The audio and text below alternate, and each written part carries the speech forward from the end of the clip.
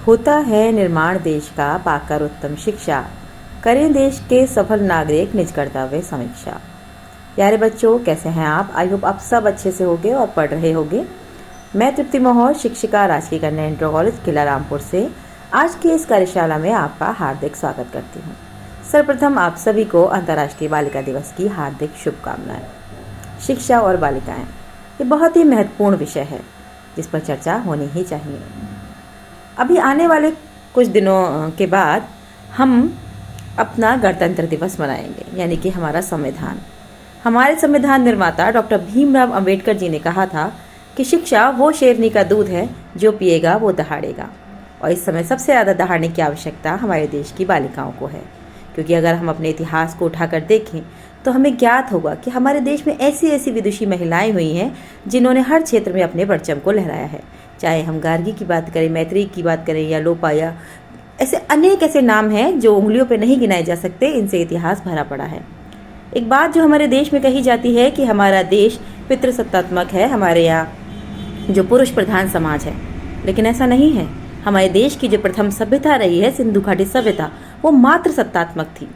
अब इसे इतिहास की कुछ दुश्वारियाँ कहें कि धीरे धीरे महिलाओं को घर में कैद कर दिया गया। लेकिन अगर आज बालिकाओं को आगे आना है, हमें सही मायने में अंतर्राष्ट्रीय बालिका दिवस मनाना है, तो बालिकाओं के लिए शिक्षा बहुत ज़रूरी है। क्योंकि बालिकाएं जब पढ़ती हैं, आगे बढ़ती हैं, तो वो न केवल खुद पढ़ती हैं वरन अपने पूरे परिवार को शिक्षित करती हैं।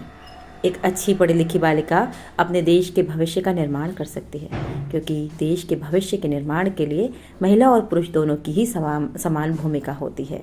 इसलिए इस अंतर्राष्ट्रीय महिला दिवस को हम अच्छे से सेलिब्रेट करेंगे, लेकिन इस पे सबसे ज़्यादा फोकस अगर हमें किसी बात पे करना है तो शिक्षा पे करना है, क्योंकि वो शिक्षा ही होती है जो देश से अंधकार को मिटा सकती है। और यदि सही मायने में देश से अंधकार को मिटाना है तो बालिकाओं को शिक्षित होना बहुत ज़रूरी है। और आज भी अगर हम देखें तो ऐसा कोई क्षेत्र नहीं है जहाँ बालिकाएं आगे बढ़कर नहीं आ रही हैं। कोई ऐसा काम नहीं है जो बालक कर सकते हैं बालिकाएं नहीं कर सकती हैं। शिक्षा तो ज्ञान है, ये एक ज्ञान की वो आंखें हैं जो हमें सही को सही और गलत को गलत देखने का साधन देती हैं। तो इसमें किस प्रकार का भेदभाव करना? बालिकाएं शिक्षित होंगी तभी तो वो आगे बढ़ेंगी और हमारा देश, हमारा हिंदुस्तान एक विश्व में सत्ता बन के उभरेगा, एक विश्व शक्ति बन के उभरेगा, जिसका सपना हम सभी ने सजोया है। तो इस सपने को साकार करने के लिए बालिकाओं की शिक्षा बहुत ज़रूरी है। और सभी बालिकाओं को प्रण लेना होगा कि वो जो बालिकाएं विद्यालय पढ़ने आती हैं पूरी मेहनत से पढ़ेंगी और उनके माता पिता ने उनके लिए जो सपने देखे हैं उन सपनों को पूरा करेंगी। स्कूल आके यूं ही अपना टाइम वेस्ट नहीं करेंगी अपनी सहेलियों के संग बातें करने के लिए। ये बहुत ही बहुमूल्य समय है शिक्षा प्राप्त करने का। वो उन बच्चियों को आगे बढ़ने के लिए आप प्रेरित करें। अपने साथ की बच्चियां जो हैं, जो स्कूल नहीं आती हैं, बच्चियां ये काम कर सकती हैं। किस प्रकार कर सकती हैं? जब वो आगे बढ़ के कुछ ऐसा काम करेंगी जिससे वो अपने आसपास में ऐसा माहौल पैदा कर देंगी कि देखो उनकी बच्ची स्कूल पढ़ने जाती थी और उसने अपने माता पिता का, अपने गाँव का, अपने पूरे जिले का कितना नाम रोशन किया है।